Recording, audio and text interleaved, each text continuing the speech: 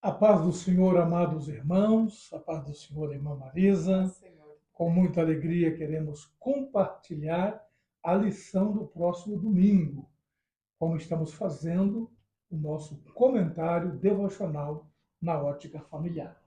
Mas antes de começarmos a nossa lição, queremos pedir, se você não é inscrito no nosso canal, se inscreva, comente, compartilhe. Será um prazer ter teu compartilhamento, melhor dizendo, sua curtida e carinhosamente nos siga no canal A Minha Família é uma Bênção. Esse é o Verdade. propósito de alcançarmos famílias com a palavra de Deus, com aconselhamento, com terapia familiar. Mas hoje o propósito é um comentário para a vida prática, comentário devocional na ótica familiar. E o tema da lição de domingo, irmã Marisa, trata de um assunto muito histórico, um contexto teológico, histórico, porém nós queremos comentar numa visão devocional. A conspiração de Amã contra os judeus.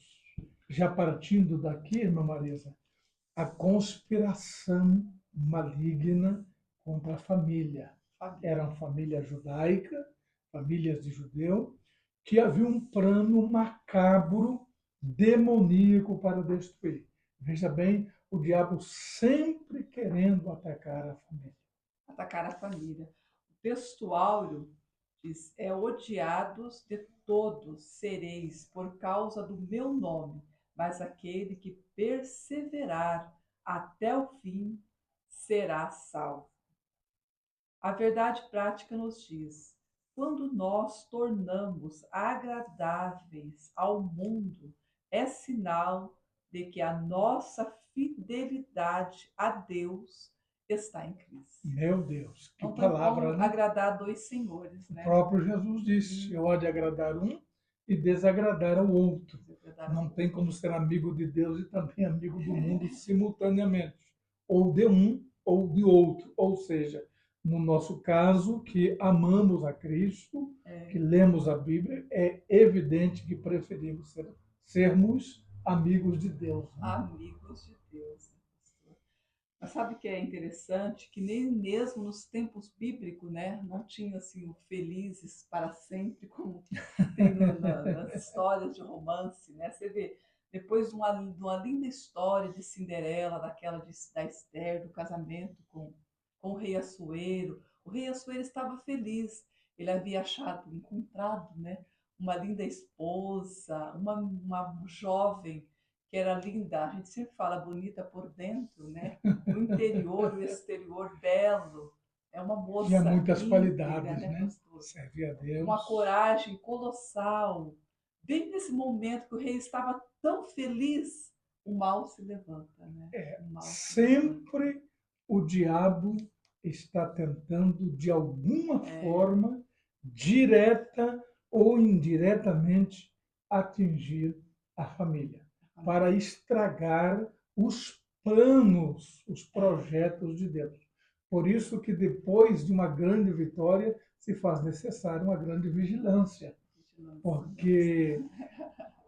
quando parece que, pastor, estou vivendo uma época de céus abertos, vamos pensar no batismo de Jesus, né, céus abertos, Céus de abertos. repente vai para o deserto para ser tentado pelo diabo. Então, diante de grandes lutas, a gente sempre tem que estar atento, porque Vigilante. há uma constante batalha, uma constante batalha. A introdução desta lição aqui diz que na lição anterior vimos que Mardoqueu não se inclinava, nem se prostrava diante de Amã. Nesta lição estudaremos a respeito do plano de Amã para exterminar todos os judeus. Como nós sabemos, Mardoqueu era judeu e como um judeu, ele não prostrava, né, nem diante de pessoas e nem diante de Deus, né, pastor? Porque a Diante de Torá, deuses estranhos, do deuses ídolo. estranhos, né? Porque a Torá expressamente diz: não terás outro Deus diante de mim. Né? Era Realmente. proibido. ter outro Deus ou prostrar perante outra pessoa ou estátuas. Eles não faziam isso. E como Mardoqueu era um judeu, né, pastor, jamais Temente a ele se Deus, prostraria diante de mesmo Amã, né? estando em país ou países estrangeiros, eles sempre preservavam a fé em Deus e os seus valores, os Valores. princípios cristãos, que na época eu chamaria de princípios teológicos, princípios de Deus, pois eles serviam, acima de tudo, o Deus de Israel. Era um povo que tinha adoração exclusiva a Deus. Que lição interessante aqui, irmã Marisa, para aplicar para a nossa família. Não inclinarás. Não se inclinar diante de deuses, diante do sistema, diante Costumes, da né? idolatria, diante de tantas coisas que querem atacar A e família, né? atingir a família e os propósitos de Deus. Hoje, por exemplo, em pleno século XXI, um dos maiores desafios da família é enfrentar a desvalorização, aquilo que está dessacralizando ou deixando de ser sacro, a dessacralização da família como instituição divina, começando no casamento como instituição divina. Muitos estão lutando através das suas filosofias de vida, através da sua visão distorcida, para tornar o casamento uma opção que vamos ali no cartório, casamos enquanto der, se deu, deu, se não deu, deixa para lá, vida continua, como se fosse qualquer coisa. Mas, na Banal, verdade, algo banal. A banal. banalização do sagrado, daquilo que é sagrado, inclusive casamento e família. É verdade. Aí o plano 1 diz assim: o plano odioso de Ramã, intrigas patológicas do poder, né? Pessoas doentes por poder. Mas aqui, pastor, o plano odioso de Amã. Vemos na Amã, ele não nasceu, né, odiando os judeus. Ele não nasceu odiando. Todo bebê, quando nasce, nasce inocente, né, pastor? Exatamente. Mas como que ele criou um ódio tão grande a ponto de colocar no seu coração um desejo de exterminar não uma pessoa, era um povo, uma nação Um inteira. genocídio, toda uma Aham, você geração, vê toda uma o nação. ódio que ele tinha Era tão pelos intenso, judeus, né? Você vê que foi os pais de Ramã que infelizmente. colocaram dentro dele esse ódio, né, pastor? Que ensinou ele desde bebezinho, os primeiros dias de vida de Ramã. Imagina a sua mãe lá no seu bercinho, falando dos judeus, falando mal, colocando dentro da mente, do coração daquele bebê, ódio pelos judeus, ódio. Seus pais o Infelizmente. ensinaram a odiar os judeus, né, pastor? E o ódio que ele tinha pelos judeus era tão grande que ia matar uma nação inteira. Interessante, Ana Marisa, que os nossos filhos vêm ao mundo, chegam na nossa casa como presente de Deus, Sim, resultado de uma intimidade sagrada entre os cônjuges, que doravante se tornarão os pais, como uma folha branca, é, sem nenhuma mancha. E aquilo que nós vamos desenhando, nós vamos formando o caráter dos nossos filhos. Caráter cristão, cristão. caráter social, caráter familiar. Qual a visão nossos filhos têm de família? Foi aquilo que foi gerado neles. Uhum. Qual a visão que nossos filhos têm de Bíblia, de Deus, de coisas cristãs, coisas espirituais? Foi aquilo que nós, pais, desenhamos na mente dele. Por isso a Bíblia continua sendo o manual dos pais, né? Inculcarás, ou seja, abre a cuca, um termo figurado, abre a cuca, a cabeça, e coloca lá dentro, disse Deus, as minhas palavras. As minhas palavras. Então vemos que a rixa de Mardoqueu e de Ramã com Mardoqueu não era pessoal, era uma rixa de povos, né, pastor? Infelizmente. Por séculos eles se odiavam, desde o fracasso de Saul, né, contra o Amalequita. Os amalequitas, Os amalequitas. exatamente. tornou-se um ódio mortal, né?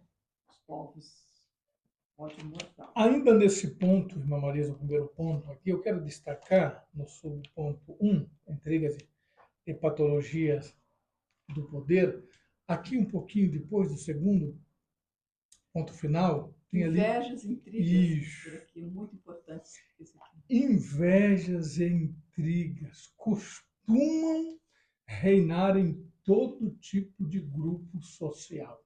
Uhum. Meu Deus, como o nosso comentário é devocional na ótica familiar, eu quero contextualizar isso aqui, irmã Marisa, como um grupo social. Eu quero chamar esse grupo social de família. Famílias. Até porque é o primeiro, a célula máter, mãe de toda a sociedade, a primeira instituição, antes do Estado, do município, da igreja, antes de todas essas maravilhosas instituições, o modelo padrão instituído por Deus foi a família. E trazendo na vida prática, para o dia a dia da família, irmã Marisa, compartilhando com os nossos amados alunos da IBD, amantes da palavra de Deus, invejas e intrigas costumam reinar.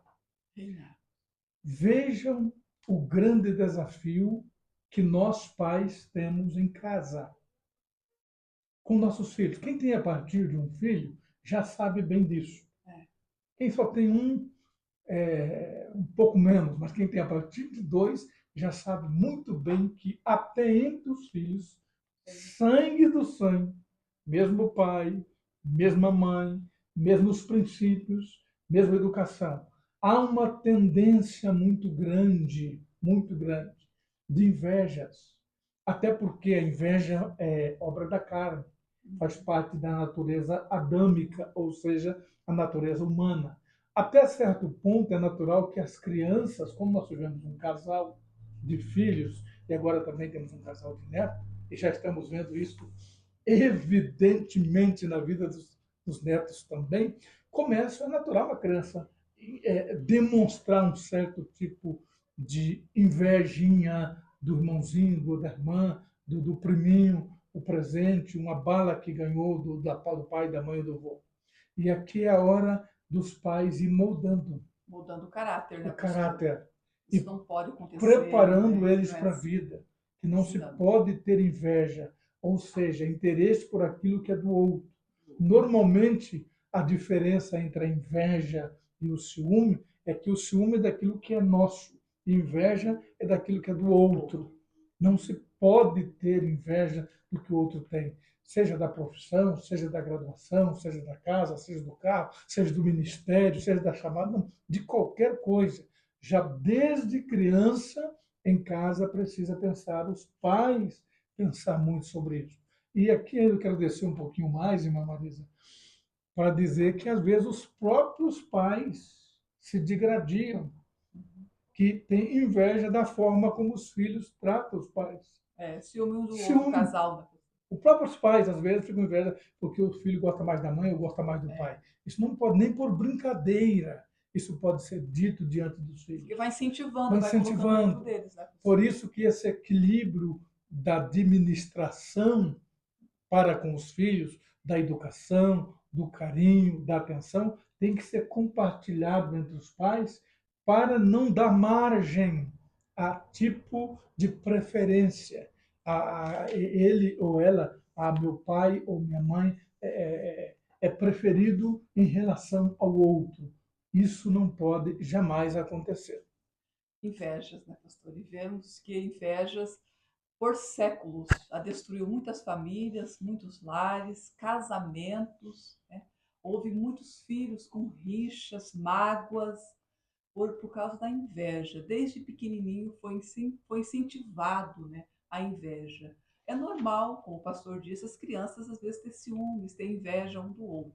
Mas nós, os pais, que somos maduros, né, devemos ensiná-los totalmente ao contrário. É bíblico, né, pastor? É mandamento, né? Não terás, né? Não cobiçarás a casa do teu próximo, Não O cobiçarás o boi do teu próximo, a esposo, mulher a do teu mulher do próximo, teu ou próximo, vice-versa, o ou o homem. esposo do teu próximo, da É, tua próxima, né? são cuidados que a Bíblia, o não da Bíblia, é cuidado do Pai Celestial. É, O o não não é. não é o lado da lei, o lado proibitivo. Tem algo muito mais do que isso. Por isso o salmista fez uma oração que todos nós devemos também fazer. Disse o salmista: Senhor, abre os meus ouvidos. Meus ouvidos, mas para quê? Para, ou melhor, abre os meus olhos, Os melhor meus dizendo, os meus olhos, olhos, para ver as maravilhas da tua a tua lei. lei. Aparentemente, não, mas lei só tem coisa ruim. Lei só não, não, não, não, não, não. Tem maravilhas por trás do não. Quando Deus diz não, é para o nosso bem. Quando Deus diz não, é para a nossa instrução, já observando lá na frente. Então, quando nós dizemos não ao nosso filho, nossos filhos não podem ter inveja. Essa vez foi do seu irmão, outra vez vai ser a sua, essa vez é sua, outra vez vai ser sua. Para eles aprender a compartilhar, aprender a dividir e aprender a entender que uma vez a preferência é de um, de repente o pai comprou um calçado, comprou alguma coisa para esse ou para aquele outro. É claro que do outro lado os pais têm que ter um certo equilíbrio para não provocar, para não incitar esta carnalidade que a Bíblia chama de obras da carne. Aqui no pedaço, aqui no últimas palavrinhas, aqui no final, o professor colocou uma palavra aqui, pastor, abuso de poder leva à queda. Cara, que ele estava falando aqui do abuso de poder de Ramã, né?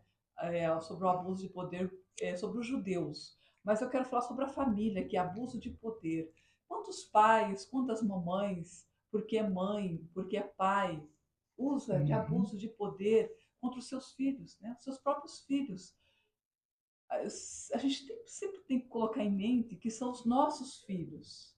Nós temos que criá-los, temos que ensiná-los, né? Mas tem uma hora que eles vão embora, eles vão crescer, vão se tornar homens, adultos. Nós não vamos ficar mandando nos nossos filhos para sempre. O papai e a mamãe mandam quando é pequenininho, né? Da bebezinho, criança, adolescente. Enquanto está sob o teto do pai e da mãe, devem cortar aonde a mãe e o pai riscam. Mas a partir de então, casou, tem a vida própria, os pais devem liberá-los para a vida. E corrigir, né, pastor? A correção, mas não aquele abuso de poder. Não podemos abusar da nossa autoridade. Realmente. Educá-los com amor, como diz a Bíblia, a palavra do Senhor, com carinho, com amor. A Bíblia diz que Deus ama, Ele nos ama, por isso Ele nos repreende. Assim deve ser o papai e a mamãe. Repreender os filhos, mas não abuso de poder sobre os nossos filhos. Inclusive, meu Marisa, a Bíblia é um pouco mais incisiva quando fala sobre essa correção, dizendo que se não sois corrigidos, não sois filhos, sois bastardos. Bastar. Interessante, ou seja, o pai corrige porque é filho. E aquilo que acontece com o filho nosso queima o rosto da gente. Aí, levando para o lado espiritual, Deus sempre quer o nosso melhor. Assim como nós, pais, desejamos o melhor para os nossos filhos. Ah, é verdade. Bem, na sequência, meu Marisa, eu quero destacar aqui, no subponto 3, astúcia e oportunismo. Mas eu quero entrar no lado de uma visão familiar, quando diz assim: Amã convenceu Assuero escondendo sua verdadeira motivação, que era pessoal. Mas ele usa em nome do rei, dizendo assim: disse que havia um povo no reino que tinha leis diferentes e não cumpria as leis do rei. Olha que maldade, Maldade. como foi maldoso. Arquitetou. Arquitetou todo um plano demoníaco, macabro, e mexe no ego do rei. Tem um povo aí, ó, rei, no meio dos povos, tem um povo que não. E me chamou a atenção, um povo que tem leis diferentes e não cumpre a lei do rei. Bem, eu vou deixar a parte histórica, Marisa. Eu quero fazer uma colocação aqui, uma aplicação na parte espiritual. Tem um povo no teu reino que é diferente. Tem leis diferentes. Olha que lindo, que maravilhoso.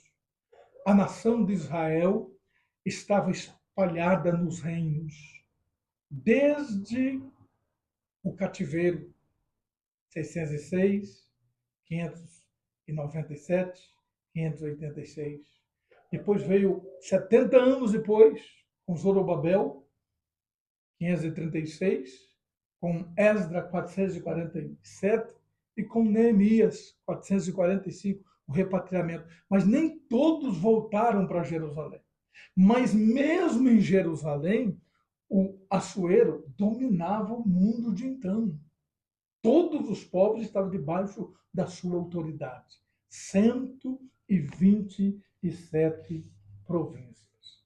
Mas me chama a atenção que o próprio Amã, mesmo de uma forma maldosa, maligna, reconhece que tem um povo que tem leis diferentes. Mesmo estando em países estranhos, Israel mantinha as suas leis, seus valores. Oxalá o Brasil, as nações e o mundo reconheça que tem no meio das nações um povo que tem leis diferentes. Tem um livro chamado Bíblia Sagrada, Amém. que é o seu manual. É uma crítica que, na verdade, é um elogio. Um elogio. Famílias diferentes. Pode dizer à sociedade que os nossos filhos, ou melhor, pode dizer à sociedade que as crianças, os bebês, nascem e depois vão escolher o seu gênero. Mas há famílias em todo mundo que é diferente, que pensa diferente, que nasce como Deus o criou, macho e fêmea, homem e mulher. E que os nossos filhos são herança do Senhor. Herança do Senhor. Pode mudar a legislação, pode alterar as leis, mas tem um povo, aleluia, composto de famílias esparramadas em todo o reino, e no nosso caso hoje, no mundo inteiro, que tem leis diferentes e que serve ao Deus Todo-Poderoso, e como família, mulher, homem, macho e fêmea, que traz a imagem e a semelhança de Deus. Que não se dobram, né, pastor? Não se dobra. Não se dobra. Como Mardoqueu, não se dobra diante de outros deuses, de outros costumes, de outras leis, a não ser a palavra de Deus. Aleluia. E quando Ramã fala isso, pastor, mais que depressa, Assuero tira o seu anel, o anel real, né, com o sinete do rei, e dá para Amã. O que ele estava fazendo? Nos nossos dias, poderíamos dizer, estava dando o seu cartão de crédito para Ramã, né, dizendo, usa como você bem quiser, como você bem desejar. Vai, Ramã, faça do seu jeito. Eles escreviam, né, faziam um rolo, colocavam uma bola de argila e o anel do rei, o sinete, apertava lá em cima e aquelas cartas iam. Quando as pessoas abriam para ler, estava lá, assim está escrito e assim será feito. Né? Palavra de rei. A palavra de rei, assim vai ser feito. Né? Meu Quando Deus. essas cartas chegam na casa daquelas pessoas, imagina, outro império, quando começa a ver aquelas cartas, 127 províncias, a ordem para destruir o povo judeu. Era um momento de desespero, mas foi um momento de muita oração, muitos jejuns e muitas orações. Interessante. Aquilo que era para ser uma fatalidade trouxe um despertamento espiritual nas famílias em todo o império, em todo o reino. Aqui o ponto 2 fala aqui, pastor, a tristeza de Mardoqueu, dos judeus e de Ester, o pavor da violência. Sabe que é lindo claro, nesse momento de tristeza, pastor, né, dos judeus, principalmente de Ester, né? No momento de grande batalha, no momento de conflito, o que fazer? A ordem está escrita, né? Para a destruição de todo o povo judeu, de toda aquela nação, de todo o império, né? Imagina o que fazer neste momento. Mas só Exatamente. que Esther, ela sabia o que fazer. Aleluia. Ela aprendeu com o seu papai o que fazer no momento do desespero. Aonde ir, aonde buscar refúgio, aonde buscar socorro. Olha que lindo, né, pastor? Lindo. Esse papai ensinou a sua filha que nos momentos de crise só tem para nós cristãos, né, o nosso socorro, que nem diz a Bíblia, ele vem do Vem do Senhor. Senhor. Esther sabia que o socorro dela e do seu povo vinha do Senhor. Então ela decide, neste momento, vamos jejuar, vamos clamar, vamos buscar o Aleluia. socorro do Senhor. É Aleluia. maravilhoso. Oxalá todos nós, como família cristã, povo diferente no reino, todo o reino, façamos da experiência de Esther a nossa experiência no sentido de saber a quem buscar, a quem recorrer em momentos mais difíceis. E ainda, irmã Marisa, eu quero destacar que exatamente esse ponto que você começou lendo, a ordem expressa era que destruísse, matasse e lançasse a perder todos os judeus, desde o moço até o velho, crianças e mulheres, em um mesmo dia. Mesmo dia. Todo mundo. É de chamar a atenção, até porque o nosso comentário, lembrando de novo, é devocional na ótica familiar. O projeto maligno era a destruição total. Moços até os velhos, crianças e mulheres. Todo mundo. Todo mundo. Todos. Ou seja, o plano do diabo é destruir tanto os anciãos, para que perca a referência, os jovens para que tenham um futuro comprometido, as crianças, que é o futuro da família, o futuro da nação, o futuro da igreja. Olha o plano maligno. O diabo lança dardos e o projeto demoníaco em todos os níveis, crianças, moços, velhos e mulheres, ou melhor, de moços até velhos, seja meia idade, até o ancião. Aqui, irmã Marisa, eu quero fazer duas colocações, aproveitando o nosso comentário nesta ótica da família. A criança, seja o bebê até os 2 anos, bebê, a partir de 2 anos, criança, em primeira, segunda, terceira infância, pré-adolescência, juventude, olha que o maligno persegue e ataca e tem planos malignos, demoníacos contra nossos filhos desde o nascimento até o ancião. Incrível. Desde a infância até os seniores, na senilidade, a terceira idade. Enquanto a vida, nós somos uma ameaça ao reino das trevas. Ei, papai, ei, vovô, você continua sendo um referencial na sua família. E aqui vem uma importância muito grande, estamos começando a aprender, já há 3 anos estamos na escola, aprendendo a ser avós, né? Há 3 anos e alguns meses somos avós, estamos aprendendo, porque a gente aprende. O casamento se constrói e aprende a ser um bom esposo, uma boa esposa. Aprendemos a ser pais, na educação, no amor, no carinho com os filhos, e aprendemos também a ser avós. E se Jesus não voltar, bisavós, e aí vai. A vida é uma escola. Né? É uma escola. Sempre aprendendo. Somos eternos aprendizes. Começamos aqui e vamos continuar com Cristo na eternidade.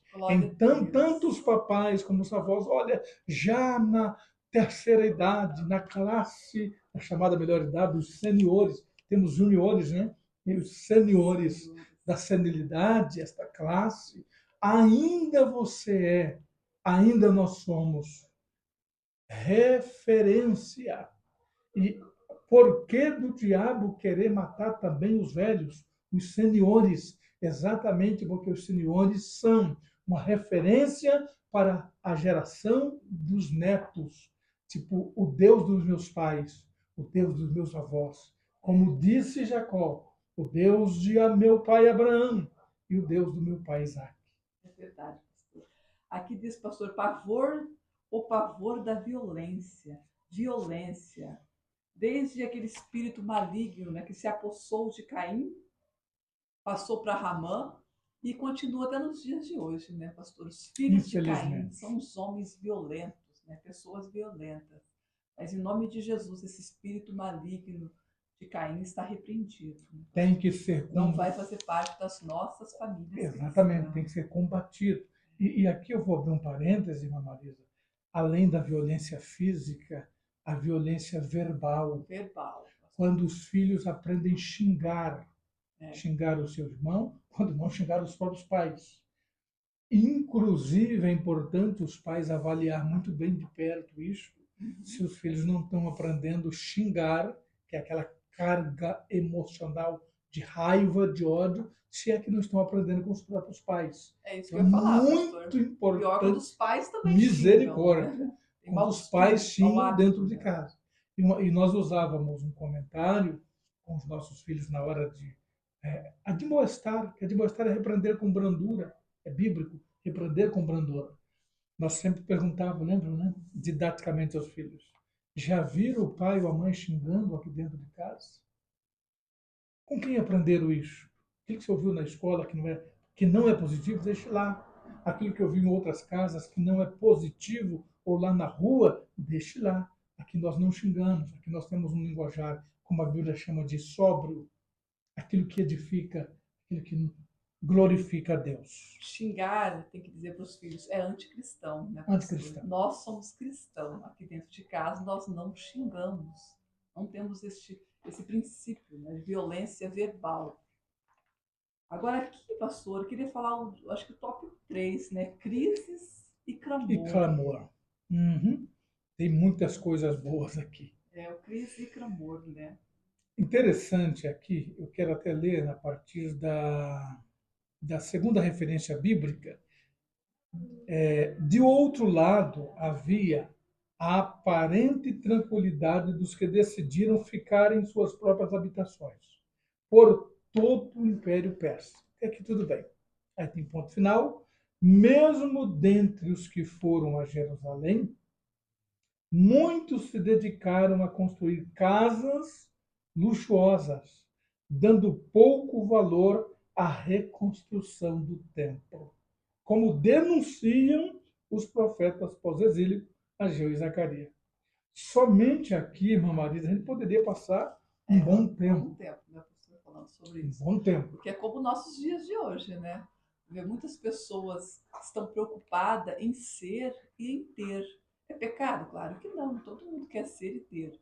Mas quando abre mão das coisas de Deus, ou valoriza mais o ter e o ser do que as coisas de Deus, ou pensa em construir mansões luxuosas, que nem eles estavam fazendo aqui, mas e as coisas de Deus?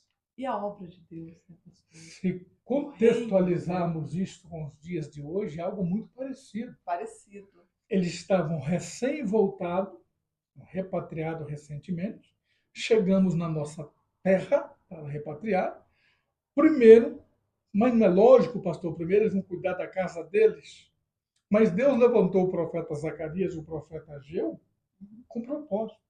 Deus ficou tão triste com aquela atitude a ponto de levantar dois profetas para admoestar, alertar o povo de que aquilo estava errado. Mas o que estava errado? Construir casas luxuosas? Não. Não é só construir casa luxuosa, ponto. Não. Era construir casas luxuosas, ponto e vírgula, não dando a mínima importância para a reconstrução do templo. Ou seja, quando nós valorizamos as nossas coisas só, em detrimento às coisas de Deus. Aqui eu quero abrir um parêntese de eclesiologia, eclesia, igreja, vida de igreja, a parte da eclésia, o dia a dia da igreja. Quem são os mantenedores de fato e de direito da igreja? Os fiéis dizimistas e ofertas. Pastor, você vai falar de dízimo e oferta? Diz o texto, está no texto da escola dominical e no texto bíblico, a doutrina bíblica. E o próprio Deus levanta o profeta Ageu dizendo: eu sou o Deus, eu sou o dono da prata e do ouro. Mas assim, o Senhor é dono da prata e do ouro, então o que o Senhor faça? Então Deus está dizendo: é eu que tenho vos abençoado, e ao invés de vocês serem gratos, além de usar na construção da casa de vocês, não esquecer do meu templo, Meu tempo. não esquecer da minha casa.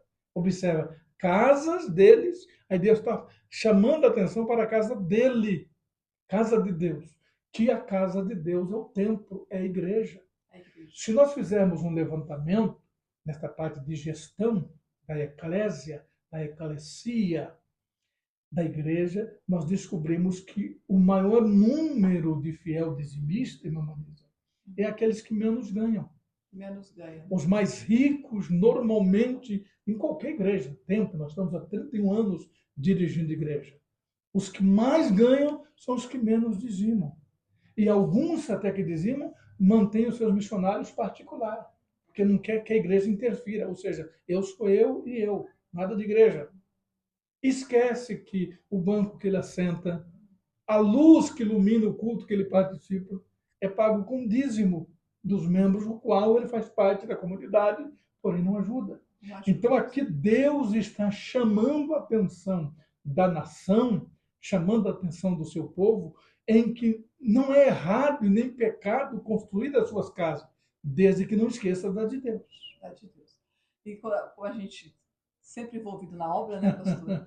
Quando vai fazer esse mutirão da igreja, para limpar a igreja, para cuidar da igreja, para fazer uma pintura no portão, numa grade, quem que aparece?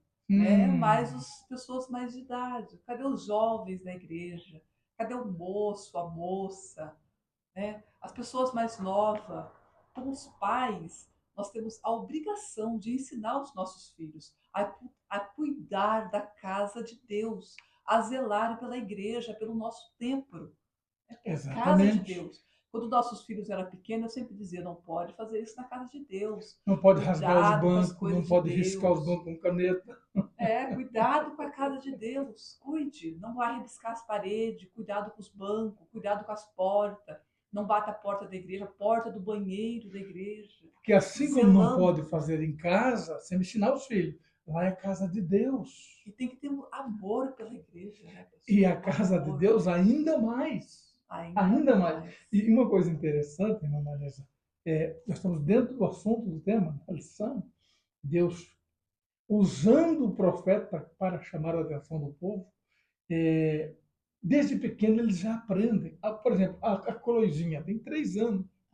Quando ela não pede para os pais, ela pede para o vou oferta. Eu quero oferta. Oferta. Ela vem no culto, todo culto que ela vê, ela tem que ter uma oferta, né? Uma moedinha, uma oferta. Os nossos filhos foram ensinados a ofertar e a dizimar. Pode observar que uma família que ensina os filhos de que dízimos e ofertas é bíblico, dízimos e ofertas para manutenção da obra de Deus, apesar de ter havido escândalos com líderes que não têm compromisso com a palavra de Deus, não importa. Isso acontece, a Bíblia diz que é lícito que venha um escândalo, mas ai daquele porque o escândalo vier. Mas a Bíblia permanece dizendo: trazei todo o dízimo à casa do tesouro. E o próprio Deus aqui levanta a dupla de profeta, Ageu e Zacarias, para trazer uma conscientização, uma demoestação, que é repreensão, mas branda, com brandura, mas uma repreensão incisiva, dizendo ao povo: esqueceste da minha casa. Aí disse Deus: por isso vocês recebem salário de saco furado. Planta muito e colhe pouco. Cobre muito, mas não se aquece. Olha o contexto desta palavra. É muito profundo. Às vezes nós somos ou estamos contraproducentes. Eu digo: mas por quê? Talvez é porque eu estou esquecendo da prioridade. Deus é prioridade. Buscai primeiro o reino de Deus e as demais coisas vos serão acrescentadas. Deus nunca ficou devendo nada a ninguém. Ninguém nunca ficou mais pobre ou com menos poder aquisitivo por ter sido dizimista. Um certo dia um irmão me disse: pastor, ore por mim, porque eu não tenho coragem de dar dízimo. Por quê? Porque meu dízimo é muito grande, pastor. Eu disse: então eu vou orar para Deus diminuir o teu salário. Não, meu salário. Não, mas o dízimo é proporcional. Dízimo 10.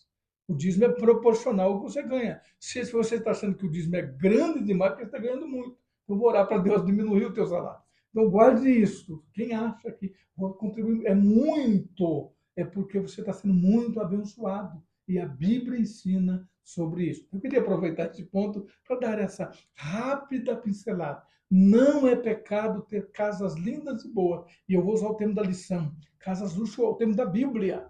Casas luxuosas, lindas casas, desde que eu não esqueça da casa de Deus, aonde nós celebramos, adoramos e participamos. É importante que a nossa nova geração, nossos filhos e netos aprendam o valor da casa de Deus. Sejam ensinados a cuidar das casas de Deus. Né? E agora nós vamos à parte final. A Marisa, parte final, passamos vamos, bastante do horário. isto, vamos orar pelos nossos amados e todos juntos vamos dizer a minha família é uma bênção. Né? A minha família é uma bênção. Profetiza sobre a sua família, profetiza sobre a sua casa, sobre a sua geração, em nome de Jesus.